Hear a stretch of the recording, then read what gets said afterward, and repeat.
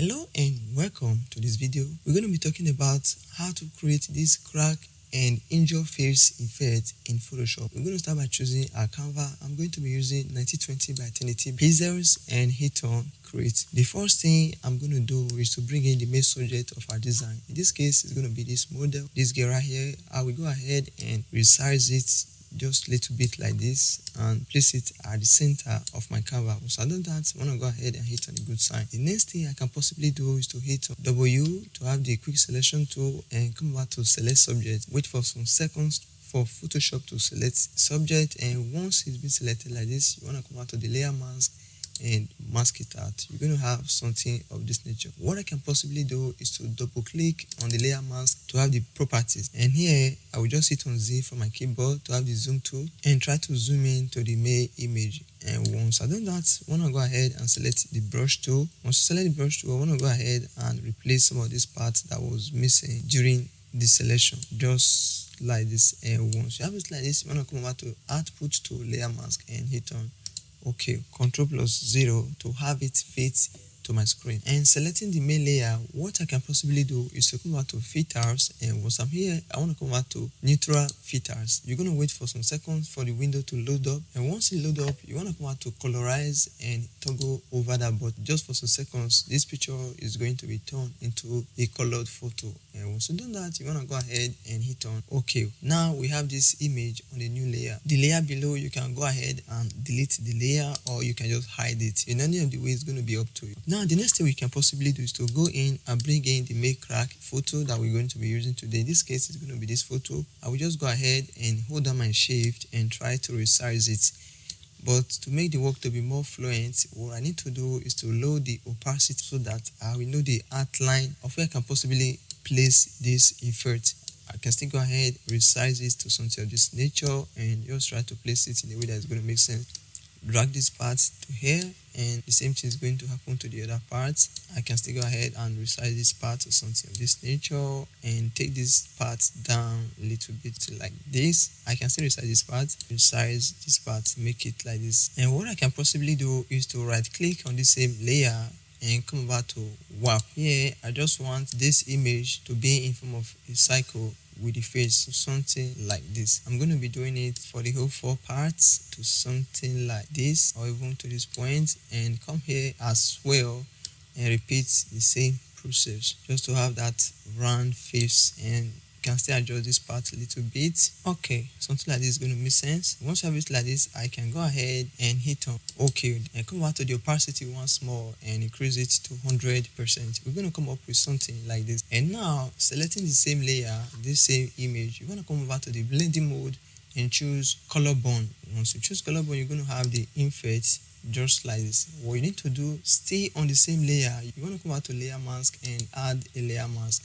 Selecting the layer mask, you want to hit on Ctrl+I to invert the selection. And now I want to hit on B from my keyboard to have the brush tool and try to decrease the size to something like this, or I can still go ahead and decrease the size like this. Okay, and make sure we're going to be using white. Make sure your foreground color is white because we're going to be painting white. And now I can just go ahead and bring back some of the color just like this. Make sure your opacity is 100% and your flow is 100%. Don't use the hard round brush. You're going to be using the soft round brush. In that way, you're not going to be having the hard edges. Okay, now I can just go ahead and paint over the face again to reveal the color that was initially deleted to something like, okay, so go ahead, and here I can resize my brush and paint over this part just like this. Decrease the size of my brush once more and just try to be as if the effect is really with the face. Okay, to this point as well. Now I can increase the size of my brush once more and come back to this part as well.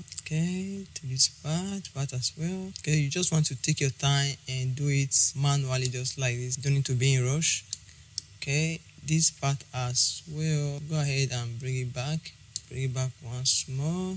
Okay, here I will make it to be as if side here. Okay, this part as well. Reveal this part and part as well. Now I can increase the size of my brush and just try to blend every other part that's related. Okay, very well. This part as well, close to the eyes here as well, to even make it more Now I can decrease the size of my brush, decrease it once more, and just bring back this part. Decrease it again once more, perfectly match. Now this part, well, what I can do, I can even change the color to black and remove some of this part right here, just something like this. Okay, and now you can see there are some gray color with this photo. What we can possibly do, selecting the same layer, I want to double click to have the layer style. Once you're here, you want to come back to the current layer and try to reduce the gray color to make it disappear, just like this. You can see the color has changed drastically. You're going to come up with results like this, and what I can possibly do is to go ahead and turn okay. We're going to come up with something just like this.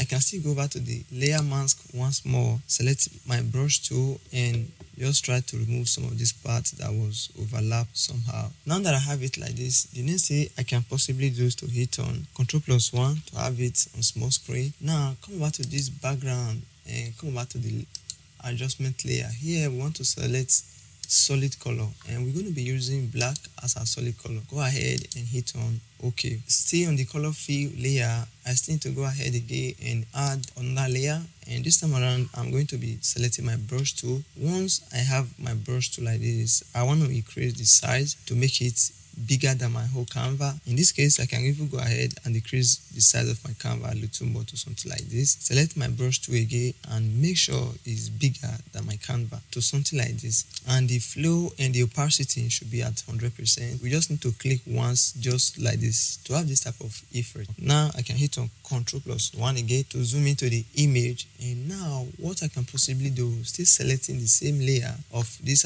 gradient background, I want to come back to the blending mode and select dissolve. Once I select dissolve, I want to come back to the fill and reduce the fill somehow to something of this nature, and the opacity as well. I want to make it like 60 something. Come back to the fill again and reduce it to something like this, not totally off, but something of this nature. Now that we come to this point, the next thing we can possibly do is to blend everything together so that the color will pop up and be more dramatic. And for us to do that, I want to hold down my Shift, Alt, Control, and press on the letter E to have everything on a single layer. Once it's on a single layer like this, I want to right click and make it a smart object. When it's be smart object, come out to the filter, and here I want to select camera raw filter. Wait for 2 seconds. Once the window open like this, we want to start with light. The exposure, I want to remove some of the exposure and add some contrast, make it to be positive. The highlight, I need to make it negative as well, and the shadow, I want to make it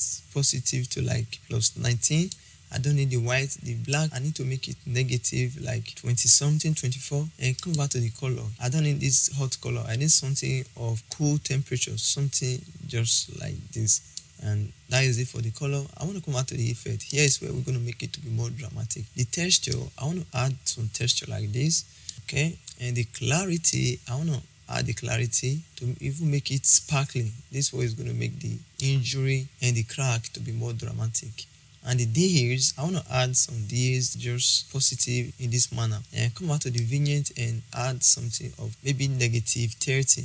We don't need anything with the gray, but I want this part to be darker than the face. I can still go ahead and increase some of the details to something like this, okay, so that the face will be more pop-up than the body. Once you have it like this, I can come back to the curve and just remove just small highlights like this. And once you've done that, I don't need anything from the color mixer or the color grading. The next thing I can possibly do is to come out to the details and increase the sharpness to something like this. Once I have it like this, I want to go ahead and hit on OK. This is the before and this is the after. There is big difference between them, and right now I'm going to go ahead and hit on OK. You're going to have something just like this, and that is not all. You can even come over to the blending mode and select darker color. You're going to have an effect just like this. You can see how the crack and the injury looks. We created this for this video, and on my own I created something of this nature, and again I recreated it to have another effect like this.